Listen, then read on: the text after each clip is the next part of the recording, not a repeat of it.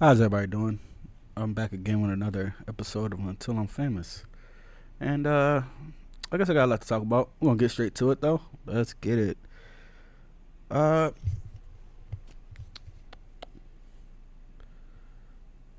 Black excellence. Black excellence.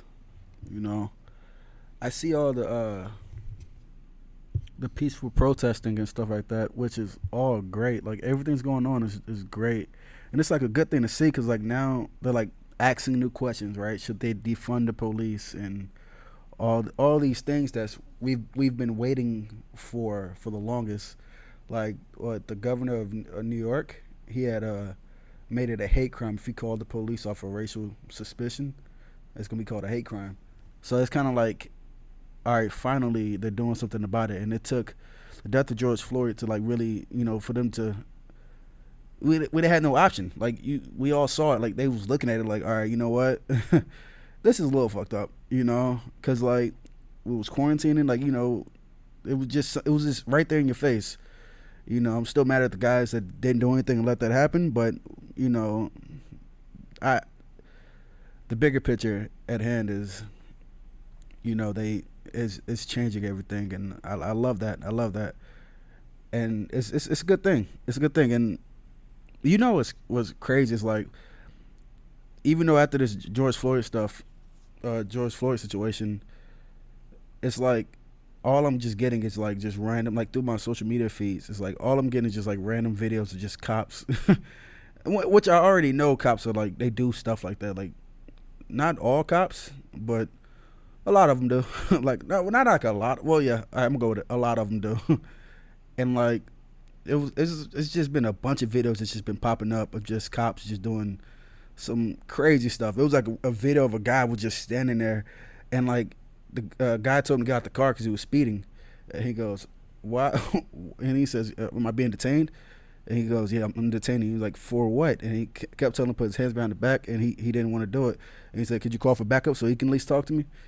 And he called for backup, and the guy came in. It was like another, white guy. He just a white guy, white bald cop came in like on some stone cold shit and just grabbed his neck and just threw him down. Didn't even ask questions. Just got straight to business. And they just start and they took him down. They got to beat up on him a little bit. Which I'm just like, God damn, like how like how is that like fair? Like if we seen some shit where a black man is doing that to a white guy, which we never see. There's no like we never see it. Like never see it. I have not seen. Maybe I'm not. Maybe it because you know how the demographic is about social media, where it pops up in your feed. But I would see something like that. Something. I have not seen a video of a black cop beating a dog shit out of a white guy for no reason. For no reason. The only time you see a cop really like lose his shit, black cop lose his shit, is like they call him like a racial slur, and he just snaps. Like every time you see a cop lose his shit, it's like when he snaps. Like motherfuckers would be losing their shit. Like motherfuckers be beating up, minorities. They just be calm. They just. I guess I gotta get to business. Like it's wild. But like that's all I'm seeing now. Like what I recently seen a video of what was his name? I can't remember his name. It was a guy. He was at Walmart or something like that, and he was holding a BB gun, and they called the cops on him because they thought it was racial suspicion because he had a BB gun. They thought it was a real gun. They said he was walking around flashing it at everybody, pointing it at people and stuff like that, lying, right? And they looked at the video. He just was walking. He was about to purchase the BB gun, and then they came in, like the cop came in with ease and blah, shot him, killed him. Didn't ask questions. Didn't say put your gun down. Shot him. And I'm like, yeah. And then you know what they did? They pulled the girlfriend and the police officer to the precinct, and they was questioning her like, why did he have that? Yada yada yada. And then it's a video. It was video footage of them telling the girlfriend. She was like, man, I don't know, I don't know what's going on. And then the video footage of them telling your boyfriend has just passed. And I'm like, geez, this is just right. And it just shit like that just keeps popping up, and it's like, all right, okay, if I'm seeing it, I know other people got to see it. I don't know if they're showing me this shit just to enrage me more, cause it's working, or it's just I think it's popping up on everybody's feeds. I hope it's popping up on everybody's, not just mine, because it's just I don't I don't really like seeing that. Not at all. It's like really the worst shit ever to see. And his name was John Crawford III. That's the which I think it happened like probably like 3 years ago, but it still happened. And for out of nowhere, social media just to remind me of it. It's like, okay, and it's just like things just keep popping up. Like it was another photo of a she was like a football mom, and she had got murdered by 7 white women, pushed off the balcony and stuff like that. And the photo that she took with them, it was like the last time they seen her alive. And I'm like, why is like I can't be the only one seeing this. It just keeps popping up, and it's sad to see. It really is. And Donald Trump is not doing a spectacular job at handling this. He's is he trying? I don't know. I don't think he's trying. I think he's just watching it all fall. It's gonna be rough, and it's like, so now, right? The only situation that we have is like, we got to get this man out of office, right? We got to get Donald Trump out of office, and the person that we pick is Joe Biden. And I don't know how Joe Biden won. I don't know. I'm not really into politics like that, but it's funny because now, as bad as Donald Trump is, you have no choice not to be. You can't just not be into politics, even though politics is where you can't just not be. You have to be in politics. Like back in the day, like probably like Michael Jordan, you never really knew what side he leaned on, but you always remember that quote that where he goes, "Republican buys shoes too," which was a terrible thing to say for you to be Michael Jordan, the best basketball player of all time, and you go, yeah, Republican buy shoes anyway.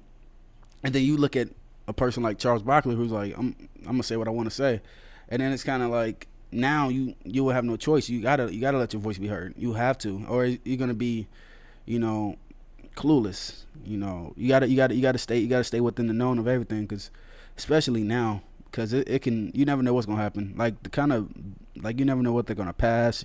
You gotta be aware of all that. You gotta just really just stay on your toes, because especially how things are playing out now, it's just, you just got to make sure you know everything. And stuff like that gets me to wonder, like, do we even need the news for anything? Like, the news is like, they're like always late with certain things. Like, with everything I get, any kind of information, anything I may need, I'm going to get it on social media before anything.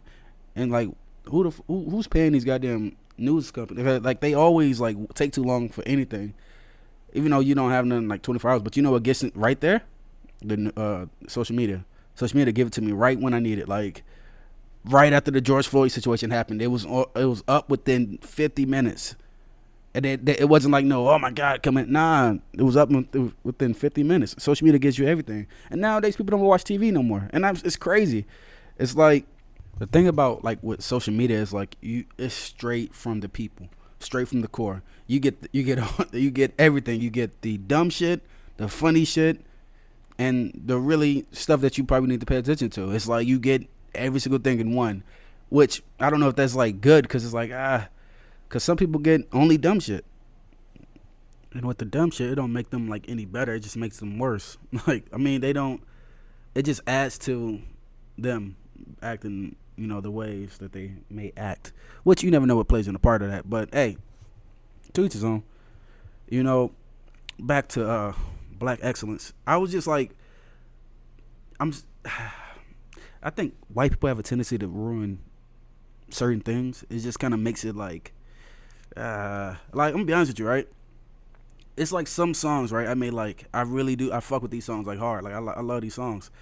But if I walk somewhere and I see a white person singing it, like, not like a white person that you would expect to sing it, like somebody like really like, it looks like he listens to country majority of the time, and I see him like singing along, like like really listening to the song that I listen to, I'm gonna stop listening to it. I don't think it's just necessary. I think it's like, all right, you know what, I think it's time to stop listening. Like, I used to like that Roddy Ricch song, The Box. I'm like, oh, it's nice little song, because I was like, I remember when it first came, I'm like, oh, it's actually not a bad album, a really good album. And I just had to stop listening to it because I saw one of these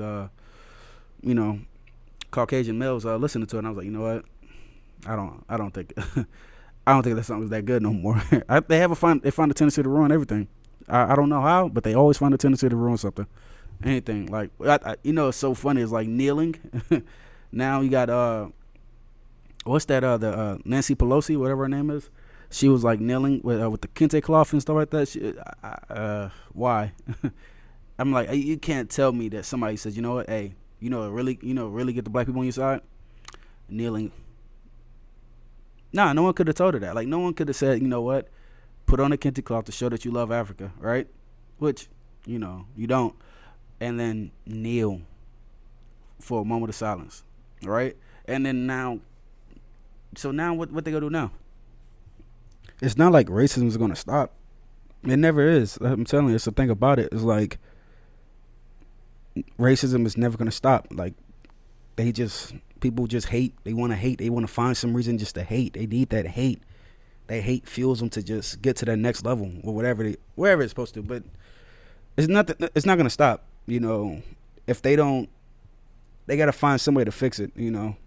I'm not a politician. I don't know how to fix this shit. I can, the only thing I can try to do is just try to play my part. I don't know. I'm not a politician. I shouldn't be trying to fix this shit. It shouldn't be up on me, or like not even per se me, but like that's what people, like that's what we hire, these, mayors and shit like that. It should be up to them to fix it. Like, why is it on us? Like, why is it like, okay, which I know it's on us, which is good, but like, it's on us to point at the motherfuckers when they're wrong. It's not up to us to like fucking, all right, this is how we fix it. We didn't go to school for this shit.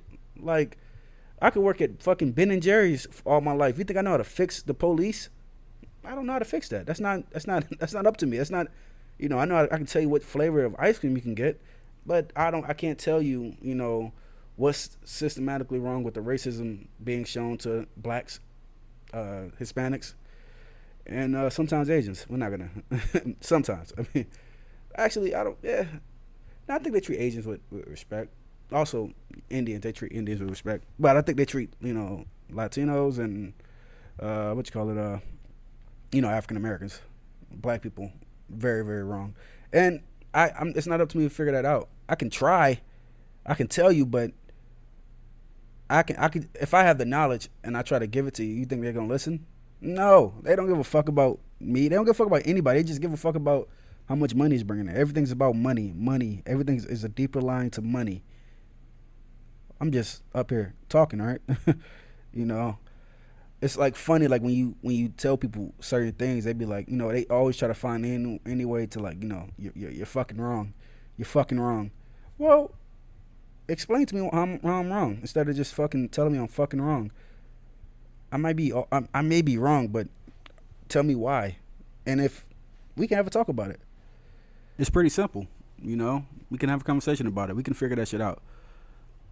Which I don't know if I'm 100% right on, the situation I'm talking about right now. I don't mind somebody telling me, you was wrong right there. I don't mind that. Like, please tell me. Let me know if I'm wrong. I don't want to be out there looking like a fool. Like, it's funny because like whenever I do anything or something like that, my friends will let me know. They'll come and let me know. Like, hey, yo, like, I think what 2 podcasts ago I had said, how come they ain't no Martin Luther King Jr., another Martin Luther King Jr., and Martin Luther King was a junior. So to rephrase that, how come there's no Martin Luther King the third? Why is it only one Martin Luther King Jr.? But that's the best part about it. I don't mind being wrong. I actually I don't want to be right all the time. With certain things in my life I kind of want to be right on. I don't want to just out there fucking up. But I don't want to be right on everything I say. It sometimes it sucks because for the most part, I'm a motherfucker that think I'm always right. So, but when I'm wrong, I'm like, okay, yeah, all right. It humbles me. I don't mind being fucking humbled. I love being humbled. It's just what helps you grow. Because you can't be walking around thinking you the shit and then you're not, and then you just being an idiot. Because then you turn into what's that man name? Kanye. When you think you're always right, which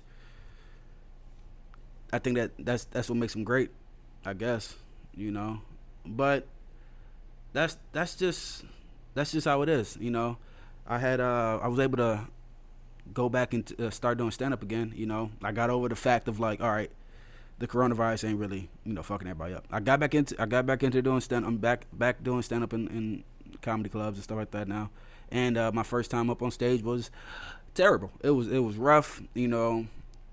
Good thing it was like, it wasn't that long, but it was a rough set. And it happens.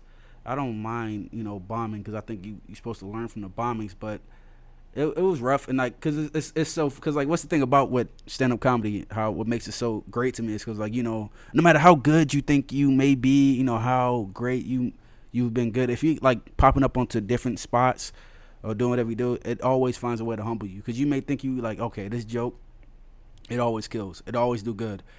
But then when you actually, start doing it in front of other people that may not relate to what you're talking about. People don't understand what you're talking about. You think it's going to do good, but it might not.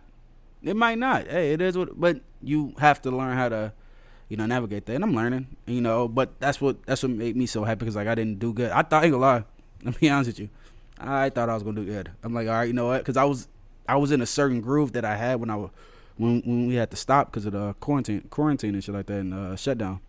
I was like, okay, I'm not gonna. I'm figuring out the certain things, but like everything that I remembered, it just didn't transpire to what happened. But hey, it is what it is. The thing about it is like, okay, you may fuck up and fall, but you have to get up and keep doing it, because you don't fall and go That's why it's funny when I hear motherfuckers say people get their dreams crushed. Like it's impossible to crush my dream. It's like impossible to crush my dream. Like my spirit ain't that weak, and I'm just.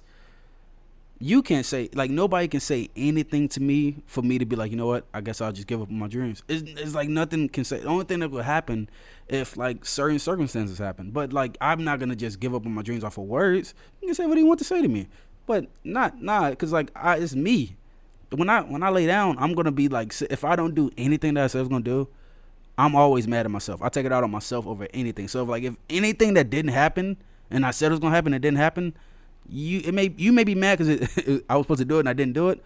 I'm mad at myself if I cared about it. If I don't care about it, just I can play the little, I can't believe I didn't do it, but I probably just didn't give a fuck about it. But for the most part, anything that someone do and I don't do it, it really hurts my feelings. It really makes me mad, and I don't like being mad at myself. And me pursuing this dream is like, I don't got to answer to nobody. I have to answer to myself.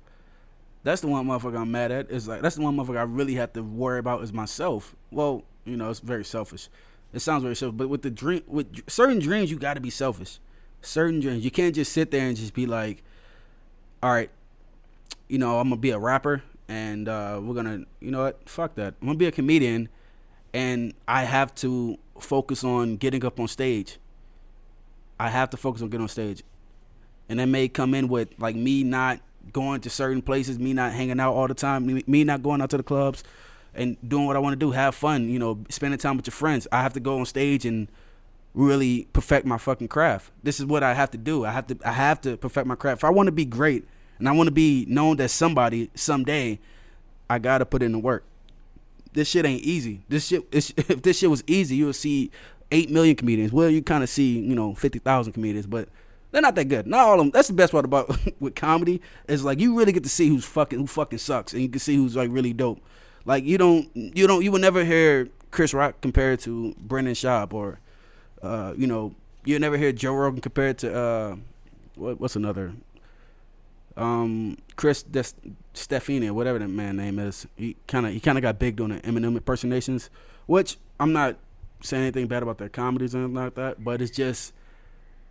You can tell there's a tier list to the shit, and I want to climb up the ranks. That's one thing that I aspire to, just to climb up the ranks. So they go, yo, you gotta watch, so and so, which that's my goal. So you got to be selfish in a way pursuing your dreams and pursuing anything. Sometimes you have to be able to make that decision. Like, let's say you're doing a business with your friends.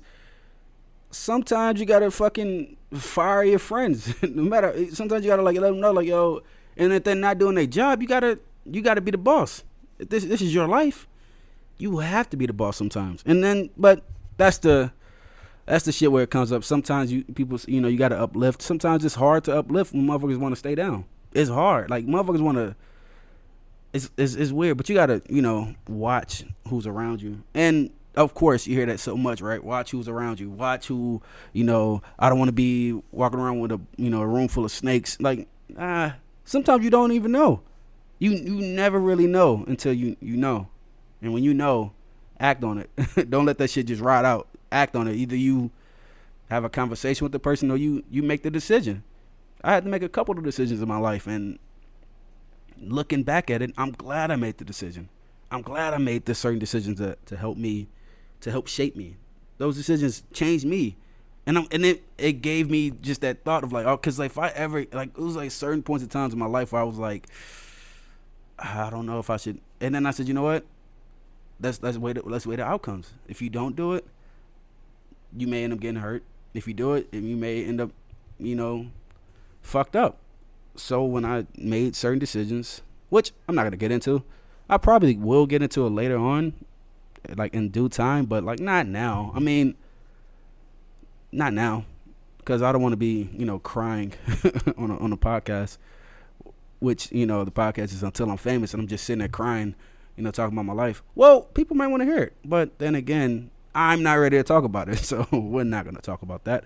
Talk about certain situations, but I think the beauty of Black excellence is support, and I'm a very big supporter of Black excellence. I love it. Like I love seeing Black people do certain things. Like I love seeing people of my color or skin tone, or even just doing things that helps propel them. And like I love it. Like I love seeing that. Like when you like I don't have Spotify. I have Tidal.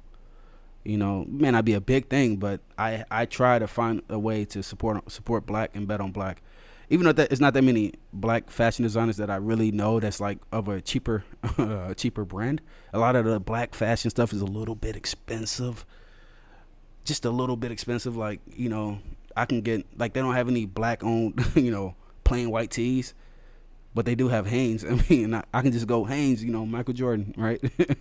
With the Hitler mustache. But I try to find a way to support all, Black things. Sometimes it should be a little bit too expensive. Like, I can't support if it's, hurting my pockets. And which is, that's the thing that, like, what comes into play when you go, is like, people always want to support, but maybe it shit's a little bit too expensive for everybody. But I'm down to support. Like, I wish, like, I wish it was, like, more, fashion oriented, like, Black stuff coming out. Because, like, with certain Blacks, I know it's big in LA. And I know it's big in, like, certain, but in Houston, it's rare. I'll be honest with you, it's rare. Unless I don't know, somebody need to tell me. But I think it's rare to see, like, Black fashion shit, I don't really see a lot. I see, like, a lot of, people wearing, the name brand shit, the shit that we all know about, the True Religions, the Balmain, Robin jeans and stuff like that. You see all them people wearing that. I don't wear none of that shit because, I can dress for the cheap and look very, very handsome while dressing for cheap. It's just it's an art to it. I'm pretty dope with it. But I think this is like seeing like the trend of like everybody's trending towards Black. It's like, but what do you expect? We really do push everything. We make anything great. Like, I'm telling you, think about this for a second, right? Rock was created by a Black man, and we pushed it to that level. Fucking guitar players was good, but they wasn't fucking with Jimi Hendrix. When Jimi Hendrix came, they was like, all right, that's how you play a guitar. You can hear all these stories about people looking at Jimi Hendrix like, oh, I'm never gonna see anybody play like that again, because Jimi Hendrix was just that guy. We really do shift everything. We can make anything cool. Like I'm telling you, Michael Phelps is nice, right? Michael Phelps is nice, but let that one up and coming Black swimmer take over, and then we're gonna really start evaluating how dope Michael Phelps is, But I'm just saying, because like Tiger Woods came, right, killed golf, everybody, we had Black people like, I want to, see Tiger Woods is the best golfer. No matter what people say, he's the best golfer. He's even better than the guy who created that delicious drink, Arnold Palmer, which I don't know if he was a golfer, but like that drink is delicious. But Tiger Woods is the best golfer because Serena Williams, the best tennis player, the best, better than all of them. Roger Federer, I don't know what that means. John McElroy. I don't even know what that means. Tennis players. Let me be honest with you. But I do know Serena Williams and Venus Williams, and that's the we have that power just to shift the culture. Some people may say, only white people, it's because we have that extra ligament in our bone, in our like Achilles or whatever they say, that little extra ligament. That's what makes us, jump higher and just be more athletic, which is bullshit. We do not have no fucking extra ligament in our shit. I think anybody who says we have an extra ligament, I'm like, I just know where this relationship is gonna go. I can't get close to anybody who thinks black people have an extra ligament in their in their fucking legs so they can jump higher, run faster, and do everything more athletic. No, how about we're just built different. We don't have to worry about the same things that white people have to worry about. That's just how it is. Because it's like, no way I can go, God damn it, Cristiano Ronaldo has that extra ligament, and that's bullshit. He's fucking built like everybody else. He just works different. It's like a different kind of work rate. Like Kobe showed that shit to the most of everybody. Like, he doesn't jump higher. He doesn't have that kind of athleticism where he's like off the charts with everything. He just worked harder than everybody else. That's the thing about it, is like work. Also him being selfish, and putting in the work. That's what makes him dope. Not the extra ligament or the shit that people think that, why we are what we are. And to be honest, not that many people know about the extra ligament situation. But if they do know, you know how you know what I'm talking about. If a white person's ever asked if you had an extra ligament in your legs, you know how I feel. It's the dumbest shit ever. But that's the I just love black things. I just really love, hold up. Let me clarify. I love black excellence. I can't just, you can't just veer off and say I just love black things. I love black excellence, though. I love seeing black people succeed. I love seeing Latinos succeed. I don't like calling them Latinos. I don't like calling them Latinos. I don't like calling them Spanish people. I just like seeing, I like seeing, minorities win. That's the beauty of it. Because it's like only like 13% black people in America, and the other, like, majority of the people in America is, white. And that's what we have to. That's why it's so good to see, African Americans and minorities winning. I love seeing that. So that's the beauty of just black excellence. I love it.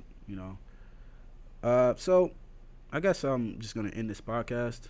And it was only me this time. I didn't have to end it abruptly because of my racial friend. Still a good friend of mine. I'm not even gonna lie. It wasn't that bad. He's not that racist. He's